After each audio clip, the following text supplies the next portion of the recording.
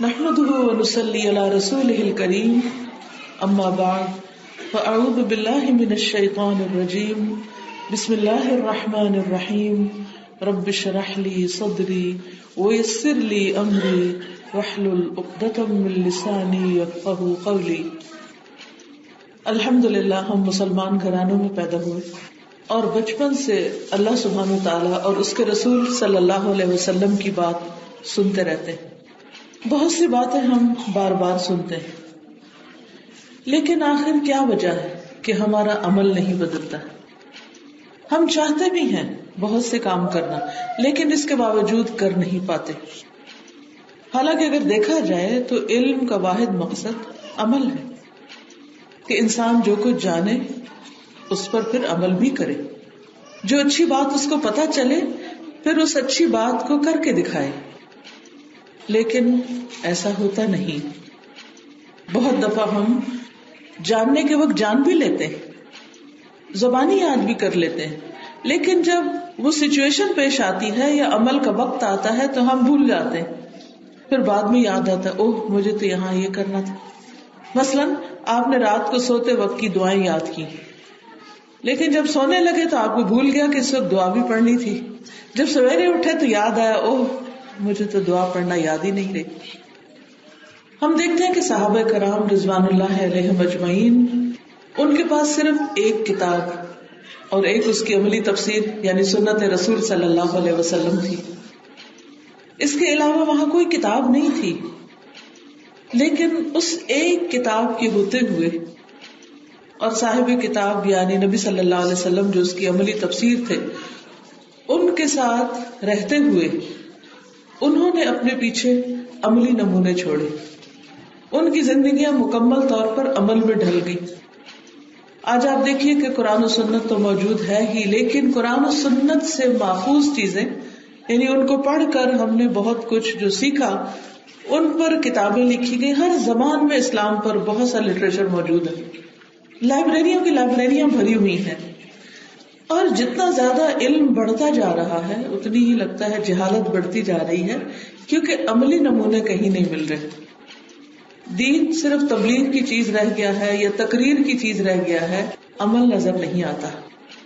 حالانکہ ہمیں علم کے بعد عمل کی طرف توجہ دینی چاہیے، نہ کہ صرف زبانی باتیں کرنے کی طرف. لیکن افسوس یہ کہ ہم میں سے بہت سے صرف گفتار کے غازی ہیں، کردار کے غازی نہیں. تو آئے اللہ سبحانہ و تعالیٰ سے دعا کرتے ہیں کہ اللہ تعالیٰ ہمیں آج کی محفل میں جو سنوائے ہم اس پر صحیح معنوں میں عمل کرنے والے بنیں. آمین. تاکہ ہم علم کے بعد ایمان کی مٹھاس اور عمل کی چاشنی سے محروم نہ ہوں. کیونکہ جب ان دو چیزوں سے انسان محروم ہوتا ہے تو پھر انسان کے اندر اس کا دل سخت ہو جاتا ہے، دلوں پر زنگ لگ جاتا ہے. اور اللہ سبحانہ و تعالیٰ ویسے بھی اس شخص سے محبت کرتے ہیں کہ جو عمل کرے تو بہت اچھا کرے. لہذا ہمیں بھی اس بات کی نیت کرنی ہے کہ انشاءاللہ ہم عمل کریں گے تو بہترین عمل کریں گے. حدیث میں آتا ہے ان اللہ یحب من العامل اذا عمل ان یتقنہ، کہ اللہ تعالیٰ عمل کرنے والے سے محبت رکھتا ہے، اس عمل کرنے والے سے کہ جو عمل کرے تو اس کو بہت اچھی طرح کرے. ان یتقنہ، اتقان کے ساتھ کرے، یعنی مضبوط اور مکمل طور پر کرے. یہ نہیں کہ کچھ کر لیا کچھ چھوڑ دیا، کچھ آدھا لے لیا اور کچھ نہ لیا. اب ہم یہ جائزہ لیں گے کہ وہ کون سی چیزیں ہیں جو عمل کے راستے میں رکاوٹ بنتی. ایسا کیوں ہوتا ہے کہ ہم جاننے کے باوجود کرتے نہیں؟ اس میں سب سے بڑی وجہ دل کی سختی، دل کی بے حسی، دل کی خرابی. کیونکہ دل ہی وہ مقام ہے جہاں سے ہماری سوچ، ارادہ، عزم اٹھتا ہے. اور اگر دل بیمار ہو تو ارادہ کمزور ہوگا، عزم نامکمل ہوگا. اور جب عزم ہی نہیں، نیت ہی نہیں، ارادہ ہی نہیں تو پھر ہم عمل کہاں سے کریں گے؟ تو ہم دیکھتے ہیں کہ دلوں کی سختی کے اسباب کیا ہیں اور ان کے علاج کیا ہیں. بہت دفعہ ایسا ہوتا ہے کہ ہم یہ محسوس کرتے ہیں کہ ہمارا دل اچھا ہے، لیکن پھر تھوڑے دن کے بعد دل بیٹھنے لگتا ہے. کبھی تو ایمان بہت زیادہ ہو جاتا ہے اور کبھی اس کے بعد ایمان میں کمی آ جاتی ہے. کبھی ہمارے نماز کے اندر بہت خشوع آ جاتا ہے اور کبھی ہماری نماز میں دل ہی نہیں لگتا، دھیان ہی نہیں بیٹھتا، اور کوشش کے باوجود، بار بار دھیان کو مرکوز کرنے کے باوجود پھر دھیان بھٹک جاتا ہے۔ ایسا ہونا بہت نیچرل ہے، بہت عام بات ہے۔ تو ہم میں سے ہر ایک کو یہ تجربہ ہوتا ہے کہ ہمارے دل کے اندر ایک روشنی آتی ہے، پھر وہ کبھی کمزور ہو جاتی ہے، کبھی وہ بجھ جاتی ہے۔ تو اس صورت میں ہمیں پھر کیا کرنا چاہیے، اور ایسا ہوتا کیوں ہے کہ دل ایک حالت پہ نہیں رہتا؟ ہم لاکھ کوشش کریں اس کو پکڑ کے رکھنے کی، ہم پکڑ نہیں سکتے، تو پھر جاتا ہے۔ اس کی اصل حکمت تو اللہ سبحانہ و تعالیٰ کو ہی معلوم ہے، اور ویسے بھی ہمارا دل اللہ سبحانہ و تعالیٰ کی 2 انگلیوں کے درمیان ہے، وہ جدھر چاہے اس کو پھیر دے، اور اس کی حکمت وہ خود ہی جانتا ہے۔ لیکن جو بات ہمیں تھوڑی سی سمجھ میں آتی ہے وہ یہ کہ اگر ہمارا دل ایک دفعہ کوشش کے بعد، محنت کے بعد اچھا ہو جائے اور پھر وہ وہاں ٹک جائے، تو اس کے بعد تو ہم کام ہی چھوڑ بیٹھے کہ بس دل کو اس منزل تک پہنچانا تھا، وہ پہنچ گیا، اب بس ٹھیک ہو گیا، سب کچھ اپنی جگہ پہنچ گیا۔ تو اللہ تعالیٰ ہم سے کیا چاہتے ہیں کہ ہم مسلسل محنت کریں، مسلسل کوشش کریں، ہر روز اپنے ایمان کی تجدید کریں۔ پھر اسی طرح یہ ہے کہ اگر ہمارا دل بہت اچھا ہو جائے اور اس کے بعد ہمیں مزید محنت اور کوشش کی ضرورت نہ رہے، تو بہت دفعہ ایسا بھی ہوتا ہے کہ انسان کے اندر پھر وہ عاجزی اور انکساری نہیں رہتی، انسان اپنے آپ کو سپیریئر سمجھنے لگتا ہے۔ لیکن جب ہمارا اپنا دل ہمارے بس میں نہیں ہوتا تو ہمیں اپنی اوقات سمجھ میں آتی ہے، اپنی حیثیت سمجھ میں آتی ہے کہ بہت پھولنے کی ضرورت نہیں ہے، ہم عام انسان ہی ہیں۔ کوئی کتنا بھی بڑا نیک، عابد اور زاہد ہو، یہ معاملہ سب کے ساتھ پیش آتا ہے۔ حتیٰ کہ رسول اللہ صلی اللہ علیہ وسلم نے اپنے بارے میں فرمایا، وَإِنَّهُ لَيُغَانُ عَلَىٰ قَلْبِي، کہ میرے دل پر بھی ایک پردہ سا آ جاتا ہے، یا میرا دل بھی ایسے ڈھانپ لیا جاتا ہے، یا اس پر بھی ایک ایسی کیفیت آتی ہے کہ اس کا جو جلا ہے یا اس کے اندر کی جو روشنی ہے وہ ذرا مانگ سی پڑنے لگتی۔ تو یہ تجربہ نیک سے نیک، زاہد، عابد ہر شخص کو کرنا پڑتا ہے، تاکہ پھر وہ دوبارہ پوری کوشش کے ساتھ اللہ سبحانہ و تعالیٰ کی طرف رجوع کرے۔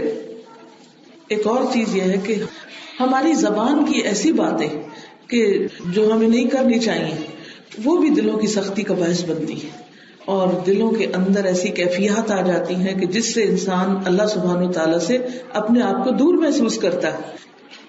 پھر اسی طرح جو غفلت ہے، ہیڈ لیسنس ہے، اور مخلوق کے ساتھ زیادہ وقت گزارنا اور خالق کے ساتھ وقت کم گزارنا، یہ بھی دلوں کی سختی کی ایک وجہ ہے۔ ہم میں سے اکثر لوگ کیا پسند کرتے ہیں؟ بات چیت، شغل، میلہ۔ اسی لیے آپ دیکھیں کہ جب مسجد جاتے ہیں تو ٹائم دیکھتے رہتے ہیں، اچھا کتنی دیر رہتی خطبے کو، اور کب واپس چلیں گے، اور کب گھر جائیں، اور گھر کے 100 کام دماغ میں گھوم رہے ہوتے ہیں اس وقت بھی۔ لیکن جب کسی شادی پہ جاتے ہیں، کسی پارٹی پہ جاتے ہیں تو کتنے خوش ہوتے ہیں، باتیں باتیں باتیں آخر تک، حتیٰ کہ دروازے تک آ جاتے ہیں، گاڑی میں بیٹھ کے پھر بھی نہیں، اور جو ہی گاڑی میں بیٹھتے پھر نئی باتیں شروع ہو جاتی ہیں، پھر اس شادی پہ تبصرہ شروع ہو جاتا ہے، پھر گھر آتے ہیں، پھر گھر والوں کے ساتھ باتیں شروع ہو جاتی ہیں۔ یعنی یہ جو ہم ہر وقت لوگوں کے بیچ میں رہتے ہیں اور لوگوں کے ساتھ بہت گفتگو کرتے ہیں، یہ ایک بہت بڑا سبب ہوتا ہے دل کی سختی کا اور دل کے اللہ سبحانہ تعالیٰ سے دور ہونے کا۔ تو اس لیے اگر ہم واقعی یہ چاہتے ہیں کہ ہمارا دل اللہ سبحانہ تعالیٰ کی طرف مائل ہو، نیکی کے کام ہمارے لیے آسان ہو، تو بہت ضروری ہے کہ ہم اپنا کچھ وقت تنہائی میں اللہ سبحانہ تعالیٰ کے ساتھ گزاریں، یعنی اس کی عبادت کرتے ہوئے، اس کا ذکر کرتے ہوئے، توبہ کرتے ہوئے، روتے ہوئے، اپنے گناہوں پر نادم ہوتے ہوئے، اور پھر آپ دیکھیں گے کہ دل کی کیفیت کس طرح واپس پلٹ آئے گی۔ وہ جو آپ محسوس کرتے تھے کہ آپ ایمان کی ہائٹ پر ہیں، دوبارہ آپ اس کی طرف آ جائیں گے۔ صحابہ کرام ایک دعا کیا کرتے تھے کہ اللہم جدد الایمان فی قلوبنا، کہ اے اللہ ہمارے دلوں میں ایمان کو زندہ کر دے، اس کی تجدید فرما دے، کیونکہ حدیث میں آتا ہے کہ ایمان اس طرح سینے میں پرانا ہو جاتا ہے جس طرح کپڑا پرانا ہو جاتا ہے، یعنی ہر شخص کو اس کی تجدید کی ضرورت رہتی ہے۔ لہٰذا آج ہم کچھ باتیں ایسی کریں گے کہ جس سے ہمیں یہ سمجھ میں آئے گا کہ ہم کس طرح اپنے دل کو اللہ سبحانہ تعالیٰ کی طرف راغب کریں اور کس طرح اس کو عمل کی طرف راغب کریں، کیونکہ جب انسان عمل کرتا ہے تو اس وقت انسان کے ایمان میں اضافہ ہوتا ہے، اللہ سبحانہ وتعالیٰ کا فرمان ہے اعلموا ان اللہ یحیی الارض بعد موتها قد بینا لکم الآیات لعلکم تعقلون. اعلموا جان لو، کیا جان لو، ان اللہ یحیی الارض کہ اللہ زمین کو زندہ کرتا ہے، بعد موتها اس کی موت کے بعد. یعنی جس طرح مردہ زمین بارش پڑنے سے زندہ ہو جاتی ہے، تو اس میں کیا ہے، قد بینا لکم الآیات ہم نے تمہارے لیے یقیناً آیات یعنی نشانیاں بیان کر دی ہیں، لعلکم تعقلون تاکہ تم سمجھ سے کام لو، عقل سے کام لو. تو اس سے یہ پتہ چلتا ہے کہ جیسے زمین مردہ پڑی ہوتی ہے، اس پہ کچھ نہیں اگتا. جیسے آج کل آپ دیکھیں کہ برف وغیرہ کی وجہ سے بعض اوقات کوئی نئی چیز اگ نہیں رہی ہوتی، جو ہی برفیں پگھلیں گی اور ذرا سا موسم بدلے گا تو کیا ہوگا، نیا سبزہ اور نئے درخت اور نئے پتے اور ہر طرف ایک ہریالی ہو جائے گی. تو ہر سال ہم یہ موسم دیکھتے ہیں، فال آتی ہے، پھر اس کے بعد دوبارہ اللہ تعالیٰ بہار کو بھیج دیتا ہے. تو اسی طرح دلوں کی حالت بھی بدلتی رہتی ہے، دل بھی مردہ ہو جاتے ہیں، دل بھی ویران ہو جاتے ہیں. پھر اللہ سبحانہ وتعالیٰ علم کا نور بندے کو دیتا ہے، صالحین کی صحبت دیتا ہے، تو پھر دل کھل اٹھتے ہیں. یعنی کبھی اگر دل غفلت میں آ جائے یا بیزار سا محسوس ہو تو یہ نہ سمجھے کہ یہ مستقل کیفیت ہے، وہ کیفیت بھی گزر جائے گی. لیکن اس میں فرمایا کہ عقل والوں کے لیے کچھ نشانیاں ہیں کہ زمین کس طرح ہری بھری ہوتی ہے اور کیا چیزیں اس کے اندر تبدیلی لاتی ہیں. تو اپنے دل کا بھی جائزہ لیتے رہو کہ کس طرح تمہارے اندر کن چیزوں سے ایمان بڑھتا ہے، کن چیزوں سے نیکی کا شوق بڑھتا ہے، کن باتوں سے خیر اور بھلائی کے کاموں کی طرف آگے بڑھتے ہیں. تو ہم سب نے اس پر اپنے اپنے اوپر کام کرنا ہے، غور کرنا ہے اور ان چیزوں کو نوٹ کرنا ہے اپنے پاس کہ وہ کون سی چیزیں ہیں کہ جس سے میں نیکی کی طرف راغب ہوتی ہوں اور وہ کون سی چیزیں ہیں کہ جس کی وجہ سے میں نیکی سے دور ہو جاتی ہوں. پھر اسی طرح یہ ہے کہ سب سے پہلی چیز دل کی سختی کو دور کرنے کے لیے اور دل کی غفلت کو دور کرنے کے لیے استغفار ہے، گناہوں سے توبہ. کیونکہ گناہ دل کی سختی کا سبب ہے. گناہوں کی وجہ سے اللہ سبحانہ وتعالیٰ سے دوری ہوتی ہے، کیونکہ اللہ تعالیٰ کی پسند سے انسان نیچے اتر جاتا ہے. تو اس لیے اس کا علاج کیا ہے کہ انسان توبہ کرے، کثرت سے استغفار کرے. کیونکہ استغفار جو ہے یعنی گناہوں سے معافی مانگنا جو ہے، یہ اللہ سبحانہ وتعالیٰ کو بہت پسند ہے اور یہ انسان کے لیے علاج ہے. اس کے لیے انسان سب سے پہلے تو اپنے گناہوں کو تسلیم کرے کہ لا الہ الا انت سبحانک انی کنت من الظالمین. اللہ اس وقت اگر میرے دل کی یہ کیفیت ہے، تیری بات میرے اندر جا نہیں رہی، یا میرا نماز پڑھنے کو دل نہیں کر رہا، یا خیر کے اور بھلائی کے کاموں میں سستی ہو رہی ہے، تو اس میں میرا اپنا ہی قصور ہے. یا رب میں اپنے سارے گناہوں سے معافی چاہتی ہوں. استغفار کے کلمات بھی پڑھے، استغفر اللہ ربی من کل ذنب واتوب الیہ، اور سید الاستغفار بھی صبح شام پڑھے. لیکن اس کے ساتھ ساتھ اپنی زبان میں اپنے انداز پر اپنے گناہوں کا اقرار، ان پہ ندامت، ان پہ شرمندگی، اور اللہ سبحانہ وتعالیٰ سے بے قرار ہو کر دعا کرنا کہ اللہ تعالیٰ آپ میرے دل کو واپس اچھی حالت پہ پلٹا دیں اور میرے گناہوں کی میل مجھ سے دھو دیں، میرے دل کا زنگ اتار دیں اور میرے دل کو نور اور چمک عطا کر دیں جیسے آپ نے پہلے عطا کی تھی. پھر آپ دیکھیے کہ اگر استغفار کا مطلب آپ صرف یہ لیتے ہیں کہ استغفر اللہ استغفر اللہ استغفر اللہ، اور اس کو خود بھی سوچتے سمجھتے نہیں، تو یہ تو ہم ہر نماز کے بعد کر رہے ہوتے ہیں.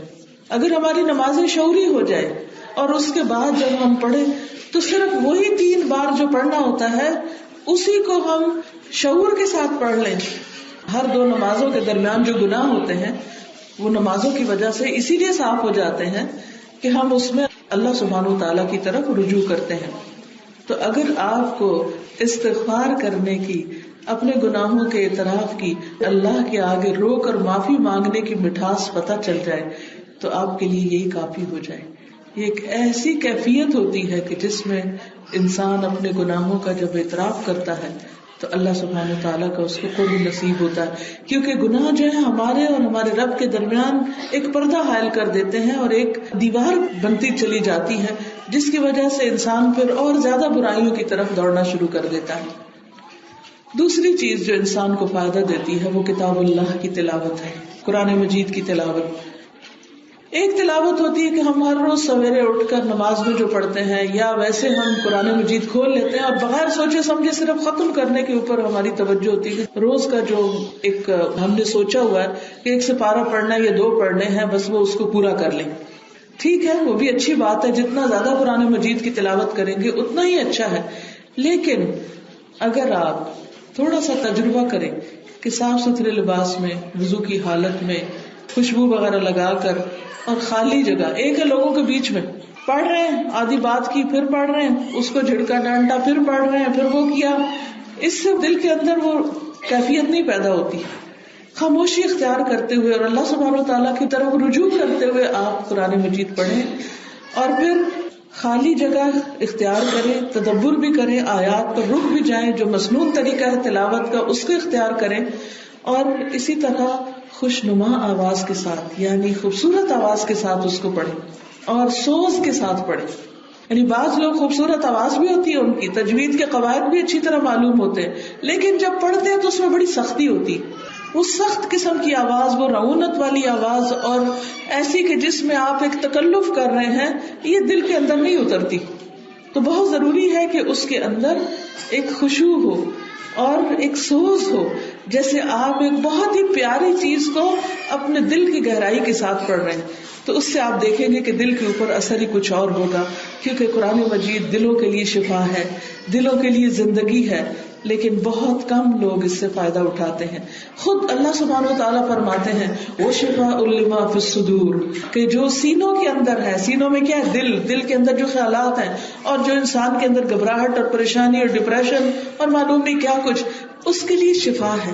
یہ نسخہ کسی ڈاکٹر کا نہیں بتایا ہوا، لیکن افسوس یہ کہ ڈاکٹر بتا دے کوئی دوا تو ہم ریلیجسلی لیتے ہیں، لیکن اللہ سبحانہ وتعالیٰ نے جو علاج بتایا ہے اس کو ہم پورے یقین کے ساتھ لیتے ہی نہیں ہیں. تو جب اس یقین کی کمی ہے تو پھر شفا کیا ہوگی؟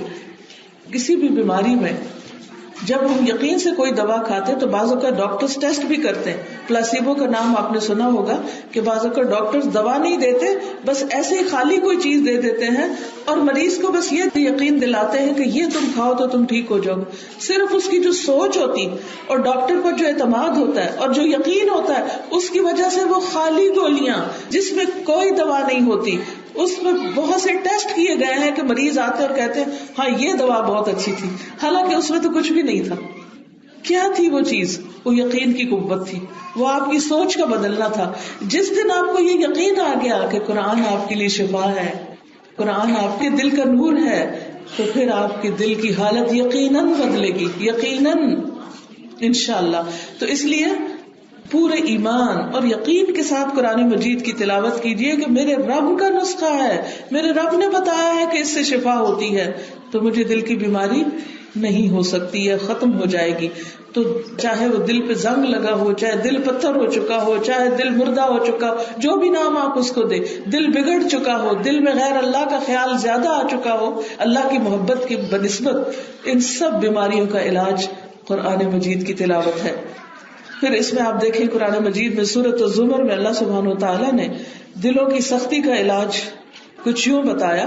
سورۃ الزمر آیت نمبر 23 اللہ تعالیٰ فرماتے ہیں اللہ نزل احسن الحدیث کتابا متشابہا مثانیہ تقشعر منہ جلود الذین یخشون ربهم ثم تلین جلودهم وقلوبهم الى ذکر اللہ ذلك هدى اللہ يهدی به من يشاء ومن يضلل اللہ فما له من هاد.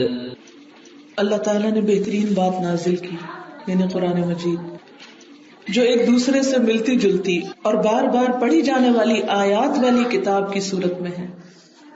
یعنی بار بار ہم اس کو پڑھتے ہیں، اور خصوصاً اگر حفظ کرنا ہو. اس سے ان لوگوں کے رونگٹے کھڑے ہو جاتے ہیں، یعنی جسم کے بال کھڑے ہو جاتے ہیں. کون ہے وہ خوش قسمت؟ جو اپنے رب سے ڈرتے ہیں، پھر ان کی جلدیں اور ان کے دل اللہ کے ذکر کے لیے نرم ہو جاتے ہیں. یعنی جو ہی قرآن سنتے ہیں ان کے رونگٹے کھڑے ہوتے ہیں، پھر ان کے دل بھی نرم پڑتے ہیں، ان کی جلد بھی نرم پڑ جاتی ہے، جھک جاتے ہیں. یہ اللہ کی ہدایت ہے، جسے چاہتا ہے دیتا ہے، اور جسے اللہ گمراہ کر دے اسے کوئی بھی ہدایت دینے والا نہیں. یعنی دوسرے لفظوں میں جسے قرآن مجید سے ہدایت نہ ملی اس کو کوئی بھی ہدایت نہیں دے سکتا. اس لیے جب بھی دل پر کوئی ایسی کیفیت ہو سب کچھ چھوڑ دیں اور اس وقت تک قرآن کی تلاوت کریں جب تک آپ کا دل واپس اپنی حالت پہ لوٹ نہ آئے. تو اس سے پتہ چلتا ہے کہ دل کی سختی کتاب اللہ کی تلاوت سے زائل ہوتی ہے، کیونکہ وہ آیات جو ہی ہم پڑھتے ہیں اور ہمارے کان سنتے ہیں تو ہمارے رونگٹے کھڑے ہونے لگتے ہیں.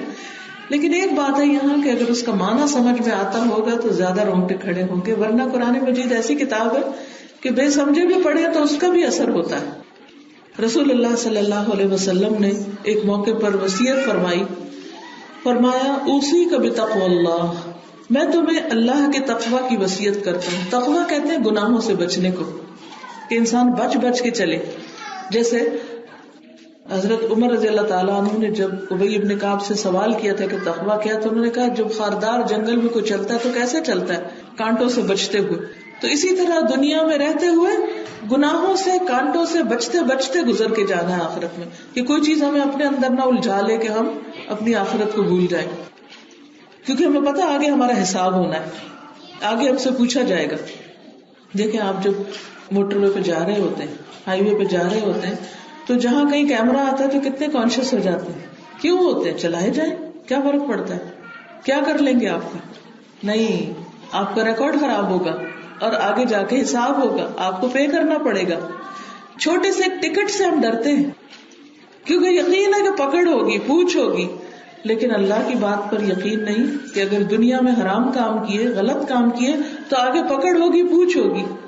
تو اس لیے بہت ضروری ہے بہنوں کہ دنیا میں ہم اس طرح رہیں کہ گناہوں سے بچتے رہیں، غیبت سے، چغلی سے، جھوٹ سے، اور دوسروں کے بارے میں بلا وجہ تبصرے کرنے سے، فضول باتوں سے، حرام کھانے سے، حرام کے کام کرنے سے، بلا وجہ لڑائی جھگڑے فساد کرنے سے، اور بھی جو بھی غلط کام ہے ان سے کنارہ کش رہیں، ان سے بچ کے رہیں.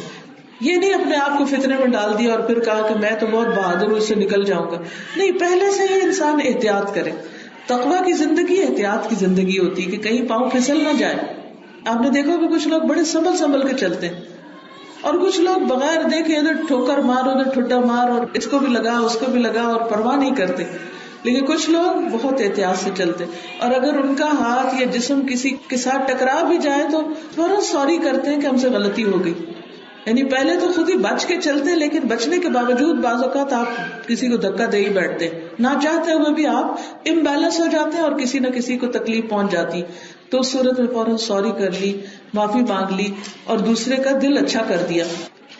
تو نبی صلی اللہ علیہ وسلم نے حضرت ابو ذر کو تقویٰ کی وصیت کی کہ میں تمہیں تقویٰ کی وصیت کرتا ہوں، یعنی گناہوں سے بچنے کی، کیونکہ بے شک یہ ہر خیر کی بنیاد ہے. یعنی جو گناہوں سے بچے گا وہ خیر پا لے گا. اور جہاد کو لازم پکڑو، بے شک یہ اسلام کی رہبانیت ہے.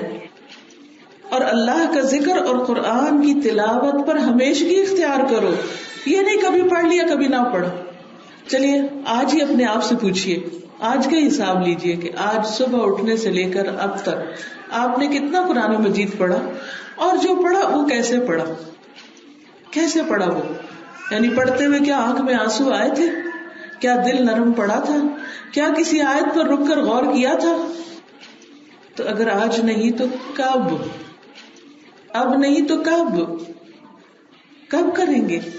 نہیں، آج ہی شروع کرنا ہے. انشاءاللہ یہاں سے آپ جائیں گے اور رات کو سونے سے پہلے اپنے لیے کوئی الگ وقت نکال کے چاہے چند آیتیں پڑھیں، لیکن سوچ سے پڑھ کر اپنے دل پر ان کو اتاریں، دل سے محسوس کریں. کیونکہ اللہ کا ذکر اور قرآن کی تلاوت پر ہمیشگی، اور پھر یہ کہ روز پڑھنا ہے. کچھ لوگ تو ماشاءاللہ بہت پابندی سے روز قرآن مجید پڑھتے ہیں، اور کچھ لوگ جب ٹائم ملا تو پڑھ لیا. نہیں، اس کو مضبوطی سے پکڑنا ہے. فرمایا اس کا فائدہ کیا ہوگا؟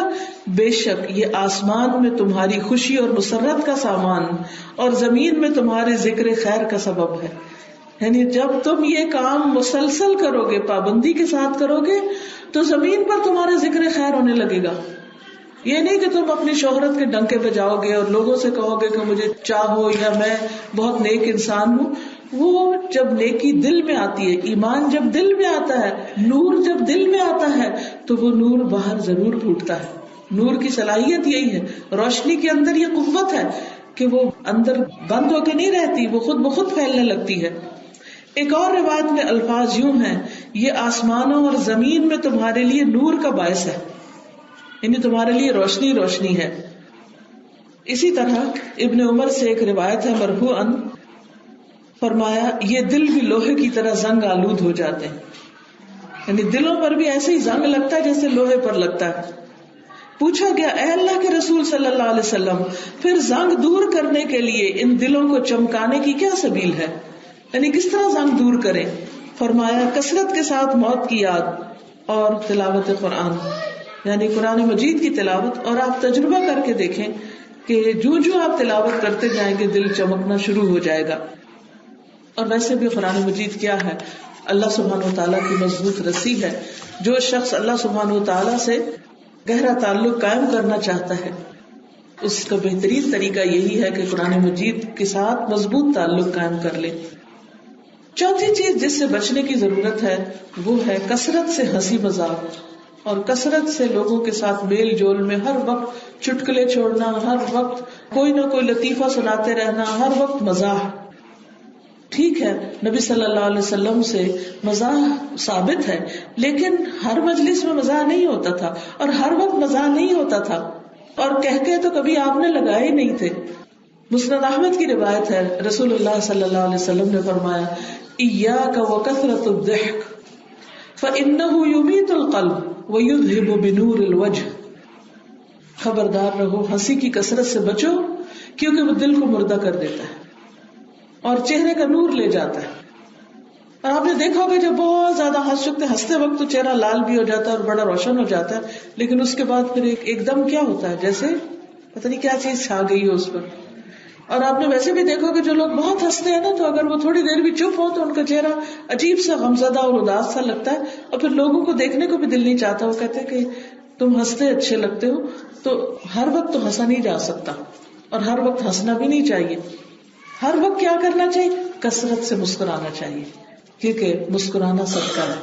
یعنی کھلے چہرے کے ساتھ آپ لوگوں کو ملیں، کھلے چہرے کے ساتھ چیزوں کو دیکھیں، اندر ایک خوشی کی کیفیت ہو، لیکن ہر وقت چھیڑ چھاڑ اور بعض اوقات ہم پھر مذاق میں جھوٹ بھی بولنے لگتے ہیں اور اس کے لیے بھی ہلاکت ہے جو مذاق میں جھوٹ بولے.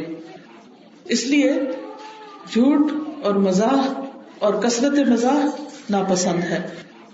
بعض روایات میں آتا ہے کہ جب اللہ سبحانہ وتعالیٰ نے اسلام کو عزت دی اور فتوحات کی کثرت ہونے لگی اور مسلمانوں کے دشمن ذلیل ہوئے تو صحابہ کرام کا تھوڑا سا مزاج تبدیل ہونے لگا، ان کے اندر ہنسی مذاق کی کثرت ہونے لگی، یعنی پہلے سے زیادہ. قدرتی بات ہے جب آپ خوش ہوتے ہیں تو پھر کیا ہوتا ہے، مثلاً آپ کہیں کامیاب ہو گئے ہیں یا کچھ بہت بڑی اچیومنٹ کر لی یا کسی وجہ سے آپ کو کوئی بہت بڑی خوشی ملی تو پھر انسان کچھ نہ کچھ اللہ سے غافل بھی ہونے لگتا ہے اور کوئی تھوڑی سی ایک سینس آف اچیومنٹ جب آتی ہے تو اپنے آپ کو بڑی چیز بھی سمجھنے لگتا ہے. تو اللہ سبحانہ وتعالیٰ نے سورۃ الحدید کی آیات اتار دی. أَلَمْ يَأْنِ لِلَّذِينَ آمَنُوا أَن تَخْشَعَ قُلُوبُهُمْ لِذِكْرِ اللَّهِ وَمَا نَزَلَ مِنَ الْحَقِّ وَلَا يَكُونُوا كَالَّذِينَ أُوتُوا الْكِتَابَ مِن قَبْلُ فَطَالَ عَلَيْهِمُ الْأَمَدُ فَقَسَتْ قُلُوبُهُمْ وَكَثِيرٌ مِّنْهُمْ فَاسِقُونَ. أَلَمْ يَأْنِ لِلَّذِينَ آمَنُوا، کیا ایمان لانے والوں کے لیے وہ وقت نہیں آیا، ان تخشع قلوبہم لذکر اللہ، کہ ان کے دل اللہ کے ذکر کے سامنے جھک جائیں، وما نزل من الحق، اور جو بھی اترا حق میں سے، ولا يكونوا كالذین اوتوا الکتاب، اور وہ اہل کتاب کی طرح نہ ہو جائیں، یہود و نصارہ کی طرح نہ ہو جائیں، من قبل، جو اس سے پہلے کی یعنی مسلمان امتیں تھی، فطال علیہم الامد، ان پر ایک لمبی مدت گزری، طویل عرصہ گزرا، فقست قلوبہم، تو ان کے دل سخت ہو گئے. یعنی وہ اہل کتاب تھے، پڑھے لکھے لوگ تھے، لیکن پڑھتے پڑھتے بھی ان کے دل سخت ہو گئے. وَكَثِيرٌ مِّنْهُمْ فَاسِقُونَ، اور بہت سے ان میں سے فاسق بنے ہوئے ہیں، اللہ کے نافرمان ہیں.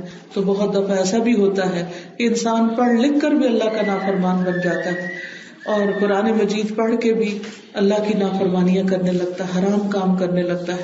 تو اس لیے اس چیز سے بچنے کی ضرورت ہے، اور ان اسباب کو ختم کرنے کی ضرورت ہے کہ جس کی وجہ سے انسان کے اوپر ایسی کیفیات آتی ہیں. اور وہ بے شک غفلت اور ہنسی مذاق اور لوگوں سے کثرت کے ساتھ میل جول، سوشلائزنگ، کبھی فون پہ چٹ چیٹ کر رہے ہیں، کبھی ای میل پہ ہیں، کبھی لوگوں سے میل ملاقات کر رہے ہیں، کبھی اس پارٹی پہ جا رہے ہیں، کبھی وہاں جا رہے ہیں، کبھی کہیں کھڑے ہیں، کبھی کہیں کھڑے ہیں. بعض اوقات ہم مسجد میں بھی ہوتے ہیں، خطبہ ہو رہا ہوتا ہے اور ہم باتیں نہیں چھوڑتے، کلاس ہو رہی ہوتی ہے اور ہم اپنی باتیں کرتے چلے جاتے ہیں. بعض لوگ تو علم کی مجلسوں میں بھی بیٹھ کر ٹیکسٹنگ کر رہے ہوتے ہیں، ان کا دھیان اس میں نہیں ہوتا، کہیں اور ہوتا ہے. پھر ایسا علم اور اس کا نور دل میں کیسے اترے گا؟ اس لیے ہم سب کو اپنا خود محاسبہ کرنا چاہیے، اپنا خود جائزہ لینا چاہیے کہ ہم اللہ کی مجلس میں قرآن کی تعلیم کے وقت کس طرح بہیو کرتے ہیں. چوتھی چیز جو دلوں کو نرم کرتی ہے وہ ہے صدقہ خیرات. صدقہ خیرات ایسی چیز ہے کہ جس سے واقعی انسان کے دل کے اندر ایک نرمی کی کیفیت پیدا ہوتی ہے، خصوصاً اگر انسان مسکینوں اور یتیموں پر خرچ کر رہا، انڈر پریویلیج لوگوں پر خرچ کر رہا ہو، ایسے لوگوں پر خرچ کر رہا ہو کہ جو زندگی کی ساری سہولتوں سے محروم ہو. ایک شخص نے اپنے دل کی سختی کا ذکر کیا تو آپ نے اس کو بتایا کہ یتیم کے سر پہ ہاتھ رکھو. تو ایک حقیقت ہے کہ انسان مسکینوں کے بیچ میں بیٹھے، یتیموں کے ساتھ اپنا وقت گزارے تو اس کے دل میں بہت نرمی پیدا ہوتی ہے. قرآن مجید میں سورۃ الحدید میں ہی اللہ سبحانہ وتعالی آیت نمبر 18 کے اندر یہ فرماتے ہیں کہ ان المصدقین والمصدقات واقرضوا اللہ قرضا حسنا یضاعف لهم ولهم اجر کریم، کہ بے شک صدقہ کرنے والے اور صدقہ کرنے والیاں، یعنی صرف ہمارے مردوں پر ہی نہیں، ہم پر بھی لازم ہے کہ جو کچھ ہم پوزیس کرتے ہیں، یعنی جو ہماری پوزیشن میں ہے اس میں سے ہم اللہ کے راستے میں دیں. اور جنہوں نے اللہ کو قرض حسنہ دیا ہے ان کے لیے یہ کئی گنا بڑھا دیا جائے گا اور ان کے لیے عزت کا صلہ ہے. سنیے، اعلموا ان اللہ یحیی الارض بعد موتها قد بیننا لکم الآیات لعلکم تعقلون. ان المصدقین والمصدقات واقرضوا اللہ قرضا حسنا یضاعف لهم ولهم اجر کریم. یہاں کثرت سے صدقہ کرنے والے مرد اور عورتیں اپنے اوپر لازم کر لیں کہ زندگی کا کوئی دن ایسا نہ جائے کہ جس میں آپ صدقہ نہ کریں. چھپا صدقہ جو ہے وہ گناہوں کی آگ کو ٹھنڈا کرتا ہے، اللہ سبحانہ وتعالیٰ کے غضب کو دور کرتا ہے. ہم میں سے کون ہے جو خطائیں نہ کرے، کون ہے جو غلطیاں نہ کرے، اور کون ہے پھر جو غلطیوں کے سیئات اعمال جو ہیں ان کے اثرات اس کے دل پر نہ آئے. لیکن جب انسان صدقہ کرتا ہے تو وہ میل دھلتی ہے، دل نرم پڑتا ہے، غفلت دور ہوتی ہے. اور جب انسان صدقے کے ذریعے اللہ سبحانہ وتعالیٰ کا قرب حاصل کرتا ہے تو پھر اللہ سبحانہ وتعالیٰ اس کے لیے اجر کریم کا بھی وعدہ فرماتے ہیں. حدیث میں آتا ہے بے شک صدقہ خطاؤں کو اس طرح بجھا دیتا ہے جیسے پانی آگ کو بجھاتا ہے. یعنی آپ اس صدقے کے ذریعے اپنے گناہوں کی آگ کے اوپر پانی ڈال رہے ہوتے ہیں. گناہوں کی آگ جہنم کی آگ بھڑکاتی ہے، لیکن صدقہ اس آگ کو بجھاتا ہے. صدقہ کرنے والے پر دوسری نیکیاں بھی آسان ہو جاتی. کبھی آپ دیکھیں کہ کسی کے ساتھ بھلائی کر کے صدقے کی جو مختلف قسمیں ہیں اس میں سے جو بھی آپ کو میسر ہو، چاہے کسی کو کھانا کھلانا ہو، چاہے کسی یتیم کی پرورش ہو، چاہے کسی مسکین کا، کسی بیوہ کا خیال رکھنا ہو، چاہے آپ فی سبیل اللہ کے راستے میں دے رہے ہوں، قرآن کی تعلیم میں خرچ کر رہے ہوں، چاہے آپ مسجد کو بنانے کے لیے خرچ کر رہے ہوں، کوئی بھی نیکی کا کام جو بھی آپ کو میسر ہو. بعض اوقات ایسا ہوتا ہے کہ مسجد آپ ہر روز نہیں جاتے، لیکن آپ اپنے گھر میں ایک ڈبہ بنا کے رکھ سکتے ہیں، کوئی ایک کھانا بنا کے رکھ سکتے ہیں کہ جس میں ہر روز جو بھی آپ چاہیں اس میں ڈالتے رہیں. جس دن آپ مسجد کو جائیں یا جہاں آپ دینا چاہیں وہاں وہ ڈبہ اٹھا کے لے جائیں اور ان گنت اللہ کے راستے میں پلٹ کے آ جائیں. پھر آپ دیکھیں آپ کی زندگی میں کیسی کیسی خیر آتی. جب آپ بے حساب اللہ کو دیتے ہیں، چاہے وہ چند پہنیاں ہی کیوں نہ ہو، تو اللہ سبحانہ و تعالیٰ بھی آپ کو بے حساب دیتا ہے، اور یہ اللہ کا وعدہ ہے. ما نقص مال من صدقہ، صدقہ کرنے سے کبھی مال کم نہیں ہوتا، لیکن اس کا اہتمام ضروری ہے، اس کے لیے پلاننگ ضروری ہے. آپ ایسے ملک میں رہتے ہیں کہ جہاں ضروری نہیں کہ ہر وقت کوئی غریب یتیم آپ کا دروازہ آ کے کھٹکھٹائے یا آپ کو یاد دلائے، اپنے آپ کو خود یاد دلانا ہوگا. ایسے منصوبے معلوم کریں، خود آگے بڑھ کر جانیں کہ کہاں کہاں میں خرچ کر سکتی ہوں اور کہاں کہاں دینا میرے لیے آخرت کی نجات کا ذریعہ ہے، اور ان مدوں کو اپنے پاس لکھ لیں اور اپنے مال میں اس میں سے ڈالتے جائیں، اور جب موقع آئے اس وقت دیر نہ لگائیں. اور خاص طور پر صحابیات کا طرز عمل ہم دیکھیں تو اپنے ہاتھ کی کمائی سے صدقہ کرتی تھی. کوئی نہ کوئی ایسا ہنر اختیار کرے. صرف شوہر کا مال یا ماں باپ کا مال دینا کافی نہیں، وہ بھی ٹھیک ہے، دینا چاہیے، لیکن کوئی نہ کوئی ایسا ہنر، ایسا طریقہ، ایسی چیز کہ جس سے آپ اپنے ہاتھ کی کمائی سے کوئی چیز بن کے، کسی بھی طریقے سے جو آپ کی کوئی اسکل ہے، کوئی دستکاری ہے، کوئی بھی کام جو آپ کر سکتے ہیں، کوئی بیک کر سکتے ہیں، کوئی کوکنگ کر سکتے ہیں، کچھ بھی، تو اس کو بنا کے کر کے، ایک تو یہ کہ دوسروں کا پیٹ بھرے گا. ہر وقت ہم بیکری سے باہر سے چیزیں لے آتے ہیں اور خود اپنے ہاتھ سے کام نہیں کرتے، تو ایسی کچھ کوکنگ وغیرہ کر کے بھی آپ دوسرے کو کھلا سکتے ہیں، وہ بھی آپ کے لیے صدقہ شمار ہوگا. پھر چھٹی چیز یہ ہے کہ دل کی نرمی کے لیے ضروری ہے کہ ہم اپنے اندر ایمان کی حقیقتوں کو اتاریں. تو ارشاد باری تعالیٰ ہے سورۃ الحدید کی آیت نمبر 19 میں اللہ سبحانہ وتعالیٰ فرماتے ہیں، والذین آمنوا باللہ ورسلہ اولئک هم الصدیقون والشہداء عند ربهم لهم اجرهم ونورهم والذین کفروا وکذبوا بآیاتنا اولئک اصحاب الجحیم. تو بات یہ ہے کہ ایمان کے جو تقاضے ہیں، ایمان کی جو حقیقتیں ہیں، ایمان کی جو سچائی ہے، ایمان کا جو نور ہے، تصدیق ہے، یقین ہے، وہ اپنے دل کے اندر اتاریں. وہ کس طرح کہ جب آپ اللہ تعالیٰ کی کوئی بات پڑھیں تو آپ اپنے دل میں دہرائیں کہ اللہ تعالیٰ آپ نے سچ فرمایا اور میں اس پر ایمان رکھتی ہوں اور میں اس پر یقین رکھتی ہوں، میرے فائدے، میری ہدایت اور میری بھلائی کے لیے یہی چیز آپ نے اتاری اور میرا اس پر پورا یقین ہے کہ یہ بالکل سچ ہے. کچھ لوگ ایسے ہوتے ہیں کہ اگر انہیں کوئی قرآن مجید کی آیت سنائے تو وہ کہتے ہیں اچھا مگر بٹ اف، وہ ہمارے تو ماں باپ ایسا نہیں کرتے تھے، ہمارے تو باپ دادا میں یہ نہیں پایا جاتا تھا، ہمارے ملک میں ایسا نہیں ہوتا، ہمارا کلچر ایسا نہیں. تو اس لیے بہت ضروری ہے کہ ہم جو بھی پڑھیں قرآن میں سے، حدیث میں سے، اس پر ایمان لائیں، اس کو سچا جانیں. جب آپ اس کو سچا جانیں گے تو آپ کے اندر ایک اطمینان کی کیفیت ہوگی. اب دیکھیے کہ بندوں کے اوپر بھی جب آپ کا ٹرسٹ ہوتا ہے نا تو ان کے ساتھ معاملہ کرنا، ان کے ساتھ رہنا آسان ہو جاتا ہے. اور جس گھر میں میاں بیوی کو ایک دوسرے پر ٹرسٹ نہ ہو، اعتماد نہ ہو، یقین نہ ہو کہ وہ بات سچی کرے گا، تو آپ دیکھیے زندگی کتنی مزریبل ہو جاتی. اسی طرح بچوں کے ساتھ معاملہ کرتے ہوئے اور دیگر لوگوں کے ساتھ بھی. تو اللہ تعالیٰ پر اعتماد، اللہ کے رسول صلی اللہ علیہ وسلم پر اعتماد اور ان کی ہر بات کو پورے یقین سے لینا، چاہے وہ مشکل لگے، یہ سوچنا کہ اسی میں میری بھلائی ہے، میرے لیے یہی حق ہے، میرے لیے یہی سچ ہے، میرے لیے یہی فائدے کا ہے. تو اس سے بھی آپ کے دل کے اندر ایک خاص قسم کی کیفیت اور ایک خوشی کی کیفیت پیدا ہوگی کہ الحمدللہ دنیا میں ہم وہ امت ہیں کہ جن کے پاس قرآن و سنت محفوظ شکل میں موجود ہے. آپ دیکھیے کہ دوسرے لوگ، دوسری امتیں، دوسری قومیں کہ جو اپنے دین پر عمل کرتے بھی ہیں لیکن ان کا دین بہت سی خرافات پر بھی مبنی ہوتا ہے، ان کو پتہ ہی نہیں کہ صحیح کیا ہے اور غلط کیا. بہت سی باتیں سنی سنائی اور اس میں داخل کر دی گئی ہیں کہ جن کا اصل دین سے کوئی تعلق ہی نہیں. اگر ہم بھی کسی ایسے گھرانے میں پیدا ہو جاتے تو کیا ہوتا. افسوس یہ کہ آج مسلمانوں کے اندر ایسے لوگ موجود ہیں جو قرآن و سنت کو ایک طرف چھوڑ کر خود اپنے دل کی باتیں کرتے رہتے ہیں اور اپنے دل کے دین پر چلتے ہیں، یا اپنے آباء و اجداد کی تقلید کرتے ہیں، یا قرآن و سنت پر دیگر علماء کو یا فقہاء کو ترجیح دیتے ہیں. اصل بات یہ ہے کہ ہمیں پورے یقین کے ساتھ اس چیز کو لینا چاہیے کہ جو کچھ اللہ سبحانہ وتعالیٰ نے اتارا ہے وہ سچ ہے، اس کا پھر اجر بھی ہے.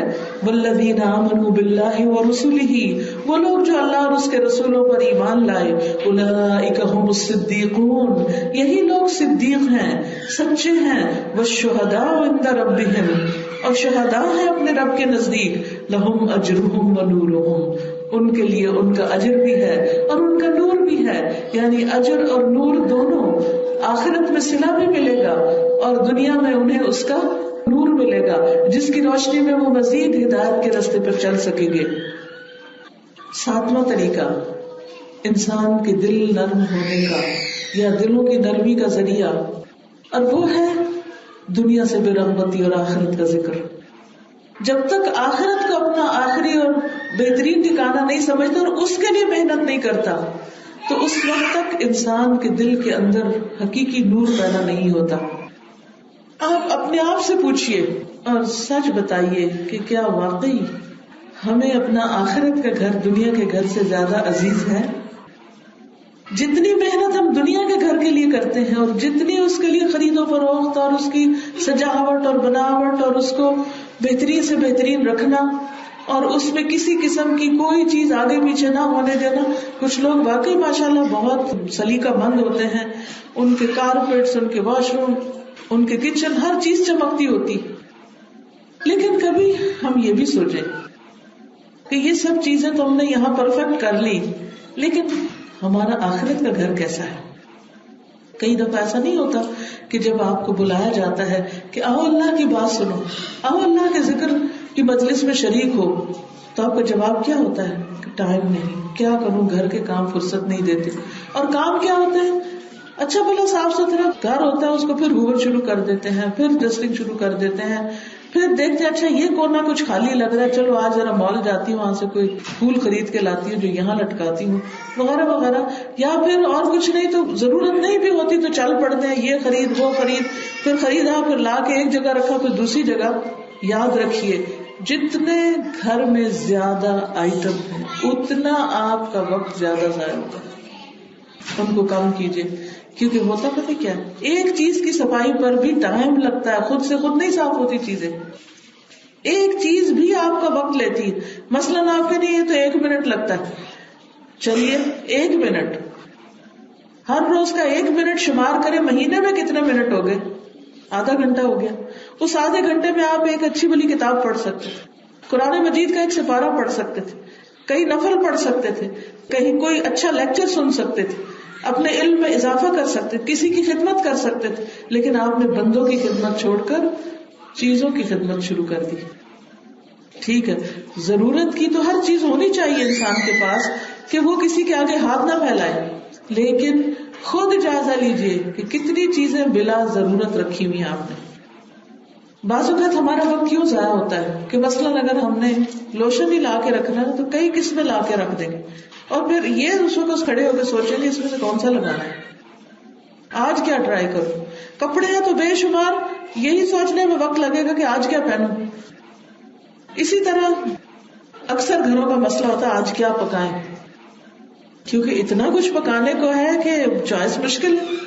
صحابہ کرام کو بھی کبھی یہ مسئلہ پیش آیا تھا کہ آج کیا پکائیں اور آج کیا کھائیں.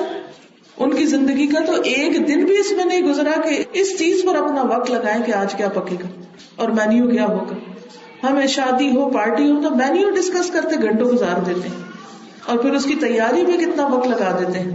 ہماری زندگی کہاں گزر رہی، سب دنیا کے گرد گھوم رہی ہے.